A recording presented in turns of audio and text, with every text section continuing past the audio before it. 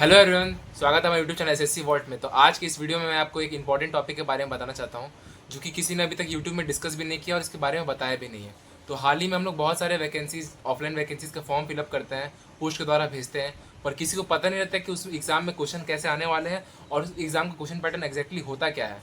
सब ऐसे एनोनिमसली जाके एग्ज़ाम देने पहुँच जाते हैं सेंटर्स पे।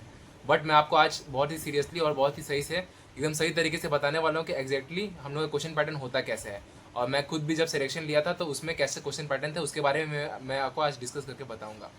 तो सबसे पहले मैं बताता हूँ क्वेश्चन।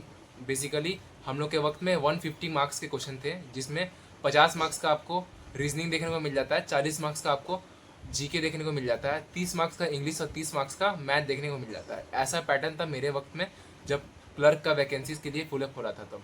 और इसके अलावा अगर आप टेक्निकल ट्रेड में आते हैं तो इसके अलावा 50 मार्क्स का आपको टेक्निकल ट्रेड का भी एग्जाम देना पड़ेगा, जो भी आप ट्रेड से बिलोंग करते हैं।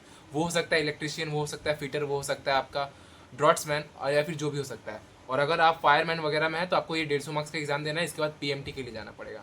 और इस सब में सबसे मैं बताना चाहता हूँ इंपॉर्टेंटली कि इस सब का प्रिपरेशन हम लोग कैसे करें। तो इसका क्वेश्चन पेपर का पैटर्न बहुत हार्ड नहीं होता है, बट इसकी कट ऑफ बहुत हार्ड होती है। तो आपको मैक्सिमम टू मैक्सिमम सारे के सारे क्वेश्चन सही करने होते हैं। इसके जीके बेसिक्स होते हैं, बट ये जीके बेसिक्स आपको बहुत सारे टाइम में आप मिस कर सकते हैं, क्योंकि इसमें एग्जैक्ट डेट और एग्जैक्ट टाइम भी पूछ दिया रहता है बहुत बार में। जैसे किसी भी वॉर वगैरह हो रहा है तो उसके बीच में आपको डेट पूछ देगा। और इसके अलावा आप अगर अब रीजनिंग देना चाहें तो रीजनिंग लॉजिकल के साथ साथ जीके बेस्ड भी रीजनिंग रहता है वहाँ पे। जैसे कि आप बहुत सारा एनालिटिकल रीजनिंग आप देखेंगे तो उसमें बहुत सारे जीके, जैसे कि आप मान लेते हैं किसी राज्य कि उसका ये पूछ देता है, क्या बोलते हैं, कैपिटल। तो उस कैपिटल के ऊपर में भी आपको आपको 187 कंट्रीज सभी के तो कैपिटल पते नहीं रहेंगे, पर आपको इंपॉर्टेंट कंट्रीज के कैपिटल को लर्न कर लेना पड़ेगा। वो बहुत सारे जीके में देखने को मिले। मेरे तो 5 क्वेश्चन ऐसे मिले थे जिसमें कंट्री कैपिटल पूछा गया था।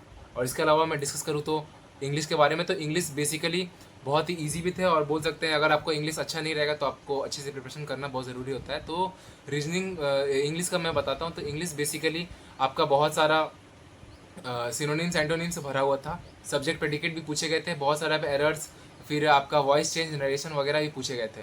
तो ये बहुत ही इंपॉर्टेंट है कि इंग्लिश हम लोग बहुत मन लगा के पढ़ाई करें, तभी जाके हम लोग अच्छे से एग्जाम दे पाएंगे उसमें।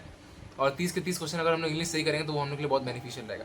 मैथमेटिक्स टॉप लेवल का रहता है, मतलब मेरा मैथमेटिक्स बेसिकली अच्छा था, तो मेरा मैथ्स अच्छा ही गया था। तो मैथ्स आपका बेसिक भी रहता है, कभी कभी कैलकुलेटिव भी दे देता है, तो वो आपके ऊपर डिपेंड करता है मैथमेटिक्स हमको कैसे हैंडल करना है। आप मैथमेटिक्स रेगुलर प्रैक्टिस करेंगे तो आराम से आप कर सकते हैं। तो आपको मैं ये बेसिक ऊपर से ऊपर बता दे रहा हूँ कि क्या क्या क्वेश्चन पैटर्न थे। और इसके अलावा अगर आप कोई और एमटीएस वगैरह का फॉर्म देते हो तो उसमें 100 मार्क्स का एग्जाम होता है, और उसमें जैसे हम लोग एसएससी वगैरह का पैटर्न चलता है 20-25 मार्क्स का, वैसे वैसे करके आएगा। और सबसे इंपॉर्टेंट आता है यहाँ का कट ऑफ। तो यहाँ का कट ऑफ बहुत ही हाई जाता है दोस्तों। मान लेते हैं कि मेरे वक्त में 13 सीट थी, और 13 सीट पे हमारा स्कोर 143 था 150 में से। तो मेरा सिलेक्शन तो मुझे पता था कि इसी से बताऊँ। तो कट ऑफ SC ST का मैं पता लगा के बता सकता हूँ अपने दोस्तों से कि उनका कैसा मार्क्स स्कोर रहा था, मैं नहीं जानता हूँ उनके बारे में। तो आप चाहिए कि ज़्यादा से ज़्यादा आप स्कोर करें। और इस एग्ज़ाम को प्रिपरेशन के बारे में मैं और भी डिस्कस करूँगा। आप मेरे टेलीग्राम चैनल पे जुड़ जाइए, वहाँ पे मैं आपको सिलेबस वगैरह के साथ साथ कुछ क्वेश्चन पैटर्न भी आपको मैं भेज दूँगा, जो मैंने प्रैक्टिस किया था, वो आपके लिए हेल्पफुल रहेगा आगे के एग्जाम्स के लिए।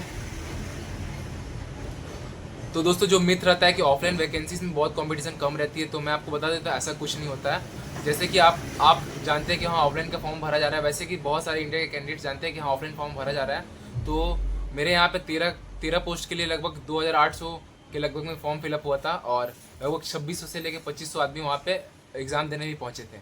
2 सेंटर्स में एग्ज़ाम हुआ था, और अच्छे से एग्जाम कंडक्ट कराए थे। केवी स्कूल में एग्जाम कंडक्ट कराई गई थी। तो आपको ये मिथ अपने दिमाग से हटा देना है, बट अपने प्रिपरेशन को बहुत बूस्ट अप करके रखना है।